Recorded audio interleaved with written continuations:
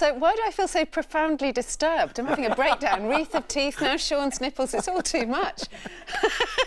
I feel dirty. Our next guest has appeared in a staggering number of Hollywood blockbusters, from The Mummy to Gladiator, and in my opinion, he was the very best thing about Mamma Mia 2.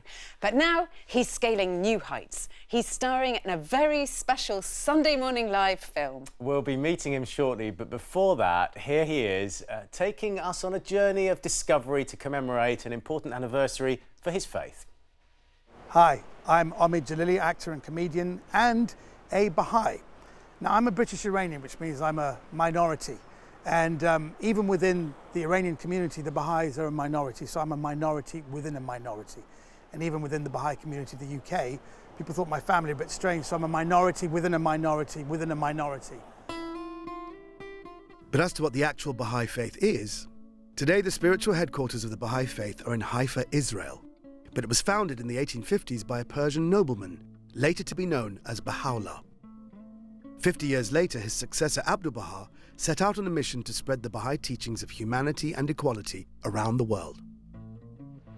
In this film, I'll be following in the footsteps of an incredible trip he made to London in 1911, where thousands of people came out to see him and hear him speak. The visit was made possible by Lady Sarah Blomfield, a wealthy philanthropist and mover and shaker in British society, who lived here at 97 Cadogan Gardens. When Abdu'l Bahá stayed, he probably didn't have to contend with the building work. But to tell me more about his trip, I'm joined by fellow Baha'i Leslie. So Leslie, tell us something about why Abdu'l Bahá came to London and how he ended up staying with the most unlikely of people, Lady Blomfield. He said himself, actually, that he came to this part of the world because he was attracted by the unity of the Friends. And anything that was connected with unity and love attracted Abdu'l Bahá. And tell us something about who Lady Blomfield was and her status in society in London at the time. And Lady Blomfield had a wonderful love and a respect for people from all backgrounds. She was a founder member of the Save the Children Fund, and she worked with the poor. She gave of her own substance to try and improve the situation of people in London, and had close friendships with the suffragettes. If she introduced Abdu'l Bahá to a lot of the people in the suffrage movement, how did they respond to Abdu'l Bahá? Emily Pankhurst herself came to Lady Blomfield's home and met with Abdu'l Bahá there, and he said she should work with dignity and love. He mentioned poise and serenity, and that she should call on spiritual forces, spiritual faith and spiritual power. There you go, poise and serenity, two things I think everyone associates with me. Let's move on to the next place. Taxi! It seems so incongruous to me that someone from the East comes to the centre of Chelsea, Cadogan Gardens, to spend time with Lady Blomfield, who has all these contacts with all the activists of the day. And not only does he hold his own with someone like Emmeline Pankhurst, who is the founder of the suffragette movement, but she listened to him. And I love the fact that the early believers in the West were mostly women, and there were social activists. I don't know, that inspires me. On September 10th, 1911, Abdu'l Bahá gave his very, very first speech in the West, here at City Temple in Holborn, in front of 2,000 people. He was elderly, he was frail, didn't speak much English, and unaccustomed to Western ways. And yet the content of that speech was about the oneness of humanity. Not just that, he proclaimed that the greatest gift of God today in the Enlightened Age is the knowledge of the oneness of humanity. The more I learn about the visit, the more it's clear what a huge impact he had on the social reformers of the day here in London. Next stop on my tour is St John the Divine Church in the heart of Westminster. Abdu'l Bahá had been invited to speak by Archdeacon Wilberforce, chaplain to the House of Commons, so a real big shot back then. So this is where he gave his second talk. And Leslie is rejoining me. Wow, here we are. This is amazing. Yes. So hundreds of people were assembled in the church and expecting the presence of Abdu'l Bahá. And he came in with the Archdeacon, and they walked hand in hand down the aisle of the church. Hand in hand down this aisle, wow. And came and stood at the front of the church. And people were very aware. It was a beautiful moment, east and west, coming together. Extremely powerful symbol. Yes. And then what happened when they left? When Abdu'l Bahá went outside, he saw some of the Salvation Army singers who were singing in the street. He asked who they were and showed an interest in their work and the fact that they worked with the poor. And he pointed out how he himself had been poor throughout his life. And he said, "You are poor, you are the brothers of Jesus Christ." Jesus Christ was poor. Wow. It's a big principle of the Bahá'í Faith that to abolish the extremes of wealth and poverty and wealth. Yeah, absolutely. That last thing Leslie said made me really think about the extremes of poverty and wealth that we have. I love that there's a symbiosis in that for me being a Bahá'í, that it's the two things hand in hand. Being a spiritual being, but also a social activist, and I love that. This is the final stop on my tour. At the end of his visit, Abdu'l Bahá gave his farewell address in Bloomsbury. And sitting here today has moved me to reflect on the wonderful message from his journey to London. How relevant is it to follow in his footsteps today? Absolutely, because everything he was talking about 110 years ago is pertinent as we see today. The equality of men and women, we see that in the Me Too movement. The oneness of humanity, we see that in racial inequality. And abolishing extremes of wealth and poverty couldn't be more relevant today, because these are the things that undermine human society, that cause conflict and wars. So it's been completely relevant.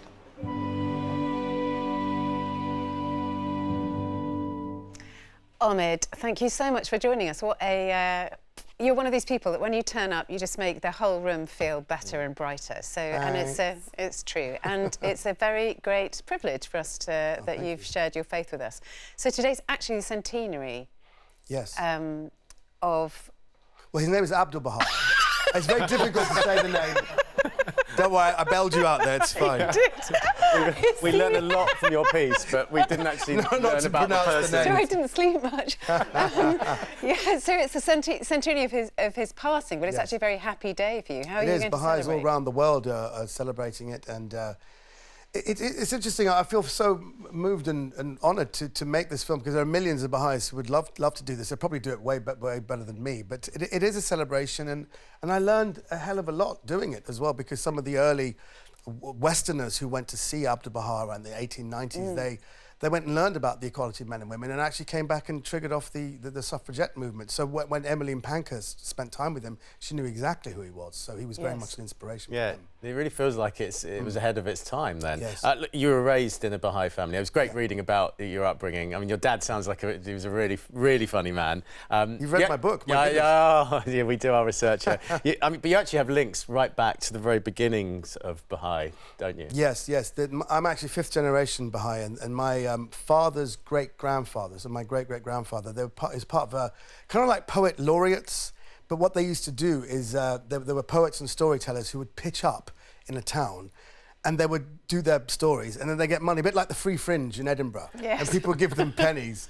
And of course, Abdu'l Bahá he didn't meet them, but he guided them. He'd like to say, when you finished, maybe you can talk about some spiritual principles, talk about service to humanity. And usually they would be well received, or sometimes they'd be persecuted, and then they'd be like pelted with stones, or sometimes even paraded around the town with chains around their necks and dunces hats and walking around barefoot in snow. So actually, which is also like the Free Fringe. And it's a bit like my tour right now. Yeah. No, but this is what inspired you to take up your faith again, wasn't it? Like reading about the persecutions, is that right? Yeah, there was persecutions, and also I used to dream about these poets. Actually, they'd say, you know, you're kind of doing what we did. You're touring around, but your material, you need some work, because you're just doing Godzilla impressions. And I'd be happy, I say Godzilla's my thing. That's what I do, and dancing. And they say I can't really help him. So yeah, but they were always inspiring me, it's a great background to have, because I'm doing what they did. Well, it's really interesting, isn't it, how comedy and religion mix. I mean, comedy, certainly when we started, was an incredibly atheist, very atheist environment, Yes. and there was a lot of sort of the new atheists were comedians, and most Christians on the circuit keep it, you know, well hidden. But you play religious characters. You talk about religion a lot in your stand-up. Do you think they go well together? Well, I mean, if you think about shows like Vicar of Dibley and Father Ted and Rev and all these things, you know, they're out there, so we do it. And I was raised on Dave Allen, who was an Irish Catholic, who actually his family were Baha'is. It was quite interesting. Really? His family became Baha'is. So the whole idea of laughing and joking, absurdity is very important to me as well, because it's almost like we weren't asked to be born, we're never asked when we want to die. So life is absurd, and I know Abdu'l Bahá, when he was a prisoner, they just used to deal with things by laughing, literally laughing until they were crying. So they're dealing with the absurdity of their situation. So I think the whole thing of never making fun of people, things they hold sacred, I think is very important. But that whole thing of religion and comedy is something I'm still trying to learn. Yeah. And you're the very first Baha'i person to have their own show. I mean, Yeah, ever in the world. It's amazing. Did you feel like the weight of the world or the weight of the Baha'i world on your shoulders? I think all Baha'is, whatever I'm doing it, I'm making mistakes in public, so that's probably why it's a relevant question on this show. But I think all Baha'is feel a responsibility in their work, whatever they do, that they want to be representatives. You know, we're trying to be people who are good, who are in society, and we have this twofold moral purpose where you're developing yourself and also changing society. So I'm not more important just because I'm a first comedian doing it, but there was a lot of responsibility. So you're on tour at the moment, the Good Times tour. Yes. You're going to be touring for a year and a half. That's an awful lot of good times. Yes. What's that about? What's it about? Yeah. It's about 140 dates, but it's about us coming out of pandemic, and it's about the new normal, and it's about how do we navigate this new world, and also for comedians, and for people in general, how do we deal with comedy? It's a big question. It's also I'm trying to make it as funny as possible because we've watched stuff digitally, but I'm so thankful to everyone who's come out, because when they come out and they have the live experience, it physiologically has an effect on you. So I think I'm really happy that people have come. Go to my website, omiddjalili.net. There's more dates. Thousands of tickets left. It's brilliant to talk to you. Thank you so much for joining us on the show. Thank you. Now, there's going to be a lot of candles lit today across the UK.